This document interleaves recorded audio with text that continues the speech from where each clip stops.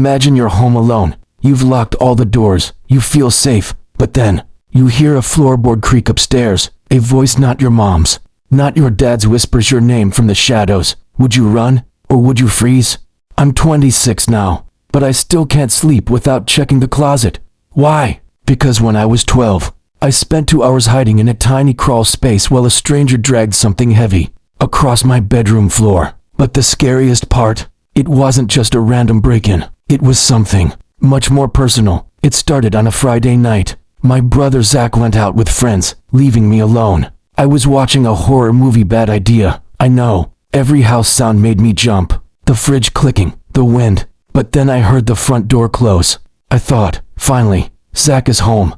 But he didn't come upstairs. Instead, I heard heavy, slow footsteps circling the kitchen. But wait, I hadn't seen Zach's car in the driveway. My heart stopped. If it wasn't Zach, then who was standing right outside my door? You won't believe where I chose to hide. I squeezed into my tiny wall closet. Seconds later, my bedroom door creaked open. I could see a shadow through the slit. They were moving my things, breathing heavily. Every second felt like an hour. And then, I heard the sound of metal scraping against the floor. I prayed it was a prank. It wasn't. When Zach actually got home 2 hours later, the house was empty. And so was our living room. Everything was gone. But the police told us one thing that still haunts me. The intruder didn't break in. The door was already unlocked.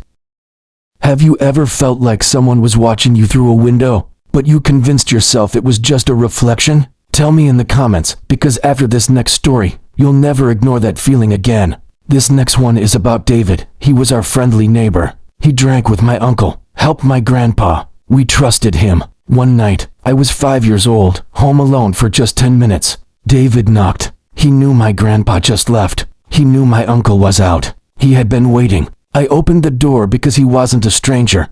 But the man who walked in wasn't the David I knew. He was drunk, angry, and he had a knife. He held it to my throat and told me to be quiet, or he'd cut my tongue out. Just as he tightened his grip, I heard a truck pull into the driveway. My grandpa was back. But what happened next? The police were never called. Do you want to know why? My grandpa threw him out, but no report was filed. Years later, my grandma hinted at the truth. That night, my grandpa went hunting late at night. He was a respected hunter. Nobody would question a bloody tarp in the back of his truck at 2 a.m.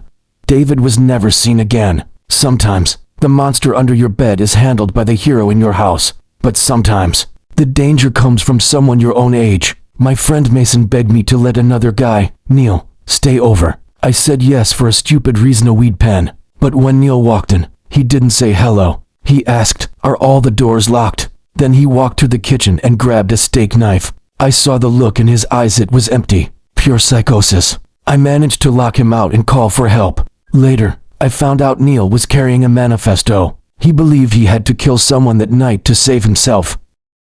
It makes you think, doesn't it? We let people into our lives every day without really knowing what's happening inside their heads. Have you ever realized someone you knew was actually dangerous? Last story. I was 10, shooting hoops in the street. I looked up at my sister's window and saw a shadow. I ran inside, yelling, "Who's there?" A deep voice answered, "Rad, come upstairs." I ran. I called the cops. They searched the whole house. Nothing. My mom thought I was lying. That night, I woke up. It was pitch black. I saw a tall, dark shape standing at the foot of my bed, just watching me breathe. I screamed, and the figure bolted out the window. My dad chased him, but he vanished. But here is the part that keeps me awake. The police found out he had been in the attic for hours. He knew my name because he had been listening to us all day. He wasn't there to steal. He was there for me. We spend so much time worrying about ghosts and demons. But the truth is, the scariest things in this world don't disappear when you turn on the light. They just hide better. Lock your doors tonight. And maybe, check the closet one more time.